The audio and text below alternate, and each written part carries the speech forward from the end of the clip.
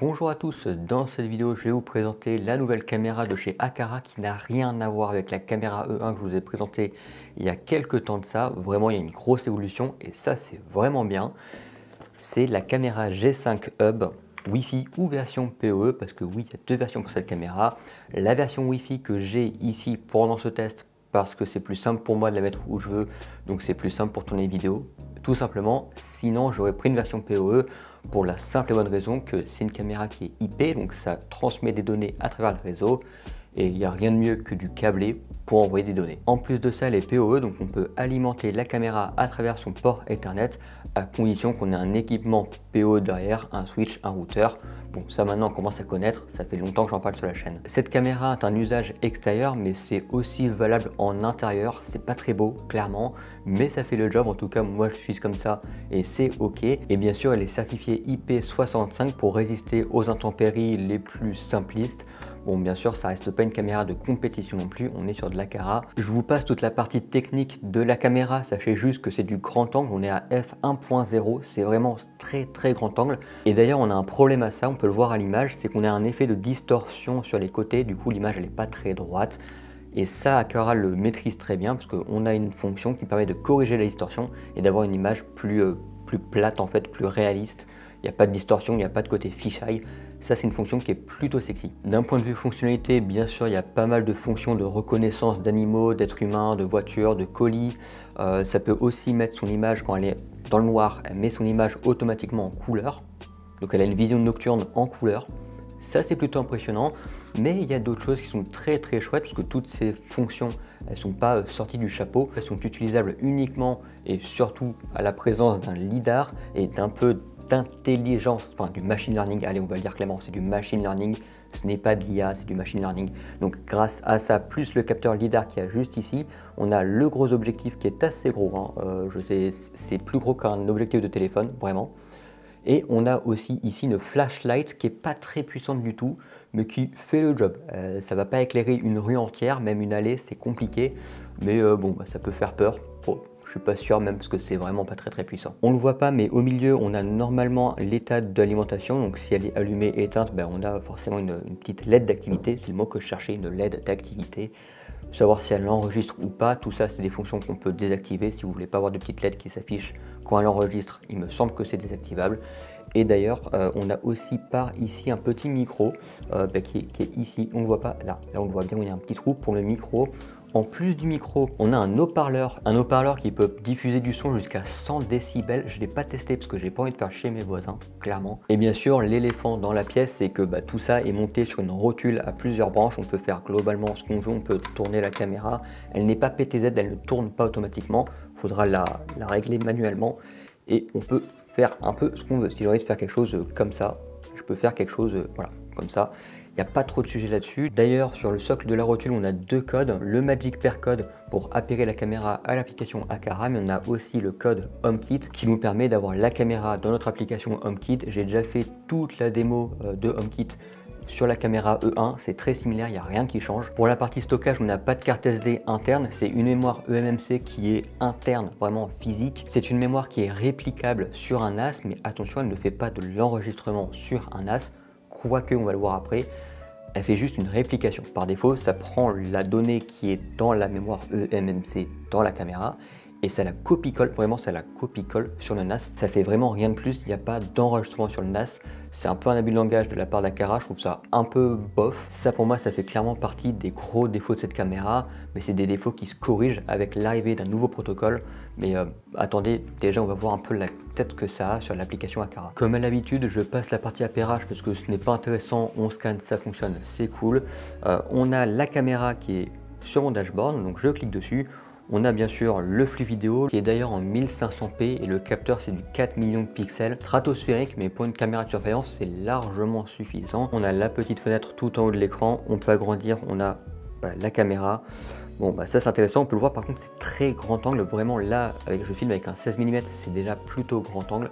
Là c'est vraiment super grand angle, ça prend vraiment toute la pièce, c'est assez bluffant quand même. Tac, je retourne en arrière, on a quelques fonctions de record intégrées, on peut appeler la caméra, du coup on peut parler à travers la caméra, on peut faire de la pause, tac, comme ça, si je bouge, hop, on peut voir que la caméra, enfin l'image est en pause. rien de basique, il n'y a pas de fonction intéressante pour le coup par ici.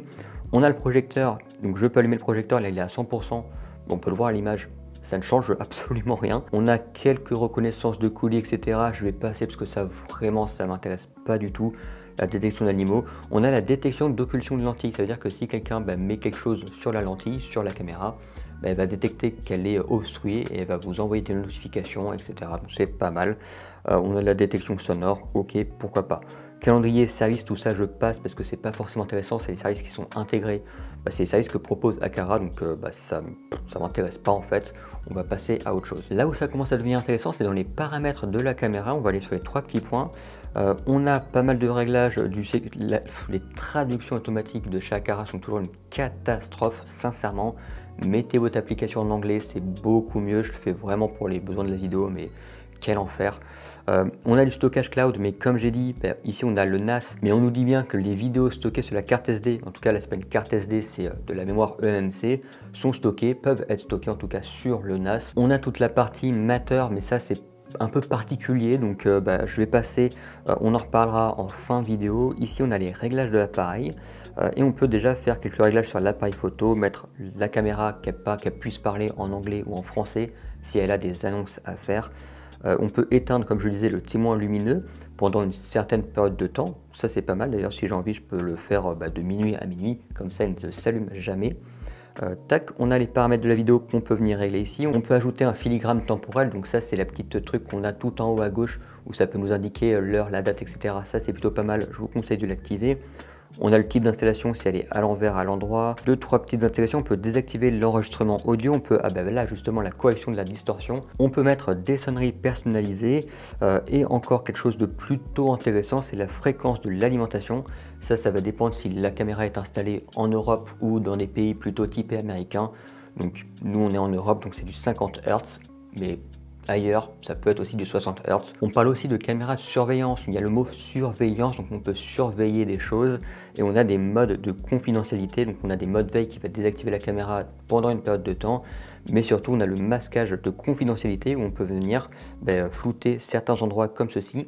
Pour la simple et bonne raison qu'on n'a pas le droit de filmer les voies publiques, on n'a pas le droit de filmer ses voisins ou des choses dans le genre. Il faut le masquer.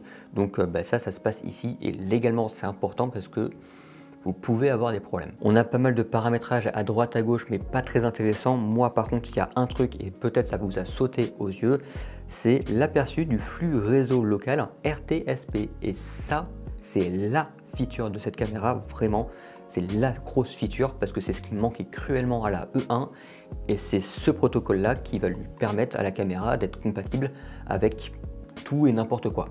Mais genre, vraiment tout et n'importe quoi. Pour ceux qui connaissent pas les flux RTSP, c'est super simple, c'est une manière locale, donc dans votre réseau à vous, de récupérer le flux vidéo et son de la caméra et d'en faire ce que vous voulez. Vous pouvez prendre ce lien et venir l'afficher dans votre navigateur web, dans l'application VLC, ouais je sais, mais aussi on peut le mettre ce lien dans Home Assistant, dans un Synology Surveillance Station, dans FreeGate, je connais pas du tout FreeGate, mais je pense que c'est aussi faisable.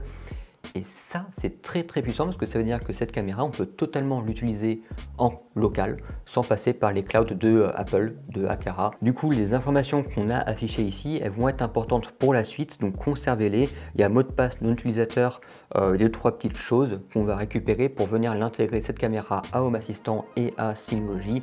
C'est ce qu'on va faire maintenant parce que ça, c'est vraiment trop bien. Et d'après quelques personnes sur Reddit, apparemment, il y a aussi le on-vif qui serait de mise d'ici pas très longtemps. Donc ça aussi, c'est quand même une très bonne nouvelle. Pour rajouter la caméra à Home Assistant, c'est super simple. On va aller dans les paramètres, dans appareil et services, on va ajouter une intégration et on va utiliser générique caméra qui s'appelle caméra générique en français. On clique dessus. On doit lui fournir quelques informations qui nous sont données par l'application Aqara.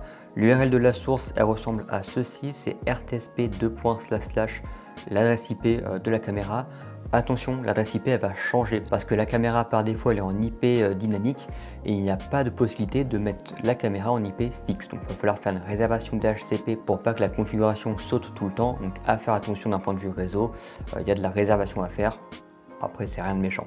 Après l'IP on met 2 points le port de la caméra, donc là c'est du 8554 / et la définition qu'on veut pour le flux de la caméra. Là je prends le plus gros flux possible. c'est 1520p. La plupart des autres options on peut le laisser par défaut. La seule chose c'est qu'il faut renseigner un utilisateur et un mot de passe pour s'authentifier. Pareil, c'est fourni par Aqara. Donc moi c'est 706 avec le mot de passe que vous n'aurez pas. On va cliquer sur valider, ça va mouliner un tout petit peu et ça va nous détecter notre flux vidéo. Voilà, là on n'a pas le flux vidéo, c'est normal, c'est un petit bug visiblement. Donc on peut dire tout semble ok, on va cliquer sur valider. Là j'ai ma caméra qui est enregistrée, c'est pas mal. On clique sur terminer, on a caméra générique, on va cliquer dessus une fois. On a nos appareils, là on a la caméra qui est disponible, on va cliquer dessus une fois, on va avoir le flux qui va apparaître en temps réel. Si je bouge ma main par là-bas, on peut voir hop, une petite main qui s'apparaît. Ça c'est super cool, on peut bien sûr après faire tout ce qu'on peut faire avec Home Assistant et c'est déjà pas trop mal. Dans les paramètres de la caméra, on peut venir précharger le flux de la caméra. Ça c'est ce qui est recommandable, vraiment. Ça améliore un peu les performances. Par contre, ça prend beaucoup de ressources sur Home Assistant. Et moi, mon Home Assistant Green, elle ne supporte vraiment pas ça. Donc, elle plante très régulièrement, genre facilement 2 fois par jour, quand je mets la caméra sur Home Assistant. Donc, à faire attention, ça peut planter votre installation Home Assistant. Bon, il suffit de redémarrer Home Assistant de force et tout va pour le mieux. Et pour ceux que ça intéresse, on va ajouter une carte qui est par défaut dans Home Assistant. On va ajouter une section, ajouter une carte. C'est image, c'est une entité image, on va cliquer dessus une seule fois. Là par défaut ça nous met n'importe quoi, on va prendre l'entité. Ici j'ai caméra point, le nom de la caméra, bon là le nom par défaut c'est l'IP de la caméra, donc on clique dessus. Je vais avoir mon flux qui est censé s'afficher, quoique entité de la caméra, ici on sélectionne caméra et vue de la caméra on met en live, comme ça on a vraiment le temps réel de ce qui se passe. Le nom et l'état, si on n'en a pas besoin, on peut venir le désactiver, comme ça on a juste la caméra qui ne s'affiche pas pour le moment, ce qui est plutôt étonnant parce que moi de ce que j'avais testé ça marchait bien. Bon, visiblement je n'ai pas de flux vidéo, il y a quelque chose qui bagote, je ne sais pas quoi, mais ça fait inactif, unstream, inactif, unstream, inactif, unstream. Pourtant ça marche très bien sur les autres systèmes, ça marche très bien sur HomeKit, ça marche très bien sur Synology, surveillance station. Je ne sais pas si c'est dû à la dernière mise à jour de Home Assistant ou si c'est dû au firmware que je viens d'installer sur la caméra. Je ne sais pas trop. En tout cas, pendant mes tests ça marchait bien, hormis mon Home Assistant qui crache. Bon bah ça c'était juste pas assez de puissance, hein. Mais promis ça marchait bien, donc je suis plutôt déçu. Bon bah, on va s'arrêter là, mais on va passer sur les autres systèmes parce qu'il y a des trucs intéressants. Genre par exemple ici, je peux aller, si vous avez un Synology qui supporte Synology Surveillance Station, par défaut vous avez le droit à 2 caméras gratuites. Et là j'ai ma caméra qui fonctionne d'ailleurs très bien, donc je peux cliquer sur hop, le petit bouton et là je mets ma main et hop, on peut voir le flux est quasiment en temps réel. J'ai une toute petite latence, bon allez c'est du temps réel. Et surtout on a le soft Synology qui nous permet de remonter plutôt loin dans les enregistrements et surtout qui nous permet grâce à ce soft là d'enregistrer le flux vidéo sur notre NAS avec des fonctions plutôt avancées. C'est plutôt complet comme solution. Ici on peut voir que j'ai 100 Go de données. Si vous voulez une vidéo dédiée sur Synology sur Station, dites-le moi en commentaire. Genre vraiment ça peut être cool, mais bon je suis vraiment déçu que ça marche pas avec Home Assistant. Bon, pourtant ça marchait très bien pendant plusieurs semaines comme ça. Mais si je reviens sur mon mobile, je vais vous montrer quand même qu'avec HomeKit ça fonctionne très bien. Ça reste du HomeKit, j'ai muté le son, c'est parfait. J'ai mon flux en direct, comme ça je bouge ma main, hop, c'est du direct, c'est cool. Ça marche aussi avec Alexa. Je n'ai pas trouvé de moyen pour intégrer la caméra du Home Pro. Visiblement ça n'existe pas ou j'ai pas trouvé. Mais ta gueule! Bon, forcément je dis le mot magique, du coup elle s'allume et ça me fait n'importe quoi. Ici sur l'application avec le mot magique, on a la hub de caméra G5 Pro. Bon allez, pourquoi pas. On va avoir le flux en direct, on peut activer, désactiver le micro et activer, désactiver le speaker. Et ça pour moi c'est vraiment l'une des grosses forces de cette caméra, c'est qu'elle peut s'intégrer un peu partout à un peu tous les écosystèmes, même si, on l'a vu, il y a des trucs assez bancals, genre Home Assistant, je sais pas si c'est mon Home Assistant, je sais pas qu'est-ce qu'il foire, ça marchait bien. Là, ça marche plus très bien. De toute façon, ma conclusion sur ces tubes de caméra, c'est que c'est bien pour en mettre une, deux en location, si vous avez un appartement en location et tout dans le genre, allez, pourquoi pas. Mais si vous voulez des vrais systèmes fiables, vraiment des trucs robustes, partez sur du Unify Protect, moi c'est mon petit favori. Mais il y a aussi par exemple d'autres concurrents, genre Reolink qui est plutôt intéressant parce que gestion locale. Mais bon, sincèrement, ça reste une bonne caméra. Et puis aussi, il y a quand même quelque chose de assez important avec cette caméra qu'on n'a pas encore parlé et que je voulais en parler, c'est la partie hub, parce que c'est une caméra qui fait hub. j'ai pas compris. Et ça, c'est une tendance sur tous les nouveaux produits chez Aqara, c'est que tous leurs produits deviennent des hubs, ce qui veut dire que vraiment, ce produit-là, c'est identique à un hub M3, ce qui veut dire que vous pouvez appairer des appareils Zigbee de la marque Aqara sur ce hub là, du coup, parce qu'elle fait hub, hein, donc sur cette caméra qui fait hub. En plus, c'est un hub en extérieur, je vois pas trop l'usage, genre vraiment un hub en extérieur. Mais en plus, ce qui est fort, c'est que c'est un hub mateur, et c'est vraiment un hub mateur, donc on peut appairer des appareils mateurs à cet appareil, que ce soit de la marque Eve, d'une autre marque Aqara, ou peu importe la marque, du moment que ça prend en charge mateur, ben, on peut mettre des appareils mateurs dans son application Aqara à travers cette caméra hub, et je ne comprends pas l'usage. Alors c'est pourquoi pas faire office de routeur, de pouvoir router le réseau, donc pouvoir étendre le réseau partout, ça c'est intéressant. Franchement pour moi ça c'est le genre de gros défaut parce que du coup vous vous retrouvez, si vous avez 2-3 caméras de ce style avec 2-3 hubs, ça peut vite devenir un sacré bordel. Donc je pense que Aqara ils ont fait un peu n'importe quoi sur ce coup là, ils font n'importe quoi avec leur hub, le hub M3 a plus vraiment d'usage. Surtout qu'en plus que cette fonction de hub ça ajoute un surcoût à la production. Et on se retrouve avec des appareils plus chers pour pas grand chose, alors que j'aurais préféré même avoir le même prix, mais mettez un peu plus de budget dans les vraies fonctions intéressantes d'une caméra. Enfin bref, c'est tout ce que j'avais à dire sur cette caméra Hub G5 Pro. Dites-moi votre avis en commentaire parce que je suis assez curieux de le connaître. Et surtout, on se retrouve pour de prochaines vidéos très bientôt, que ce soit de l'Aqara, mais aussi d'autres produits, d'autres vidéos, d'autres trucs intéressants. Allez, ciao!